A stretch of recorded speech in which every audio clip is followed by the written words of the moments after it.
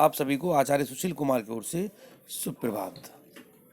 आज से आपको रिवीजन वर्क मिलेगा जिसे आप याद करते चलें, क्योंकि आपकी अर्धवार्षिक परीक्षा होनी है।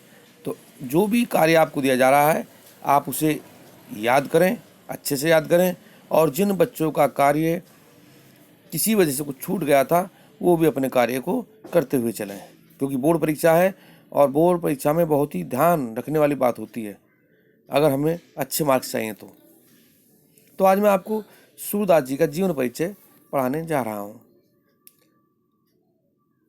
जीवन परिचय। महाकवि सूरदास जी का जन्म रुनकता नामक ग्राम में सन 1478 ईस्वी में हुआ था। पंडित रामदास इनके पिता का नाम था। पंडित रामदास सारस्वत ब्राह्मण थे। वैष्णव के जन्म के विषय में एक दोहा प्रचलित है। रामदास सुत सूरदास ने जन्म रुनकता में पाया, गुरु वल्लभ के उपदेश ग्रहण कर कृष्ण भक्ति सागर लहराया। इनके जन्म के विषय में विद्वानों का एक मत नहीं है। कुछ इनका जन्म दिल्ली से 4 कोस दूर वल्लभगढ़ के पास सिंह ग्राम में मानते हैं। सूरदास जी जन्म से अंधे थे या नहीं, इस संबंध में भी विद्वानों के अनेक मत हैं।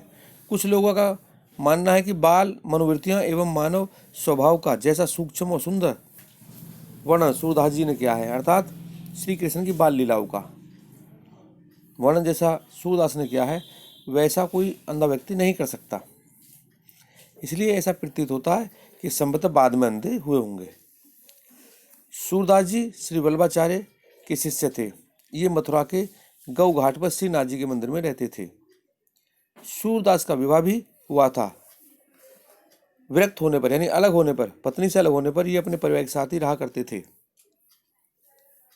पहले ये दीनता के पद गाया करते थे, किंतु वल्लभाचार्य जी के संपर्क में आने के बाद ये कृष्ण लीला का गान करने लगे।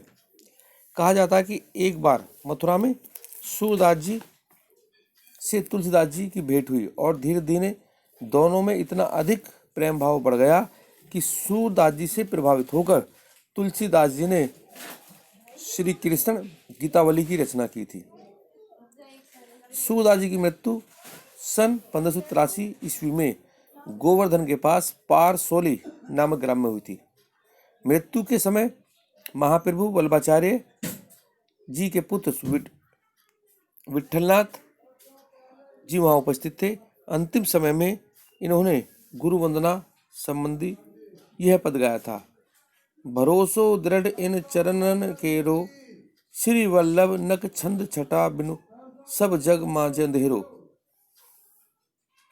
आप देखें इनमें जो उनकी रचनाएं लिखी हुई हैं, जहाँ छोटा सा जीवन परिचय लिखा हुआ है ब्रैकेट में, उसमें आप देखें कि जो रचनाएं हैं सूरसागर, सूर सारावली और साहित्य लहरी, ये इनकी जो 3 रचनाएं हैं। वैसे तो सुनना कि इन्होंने 1.5 लाख पद गाए थे, परंतु अब 25 से 30 हजार पद ही मिलते हैं। सूरसागर एक मात्र प्रमाणिक कृति है जिसे माना गया है कि यह है। बाकी जो सूर सारावली और साहित्य लहरी है इन पर अभी विवाद है।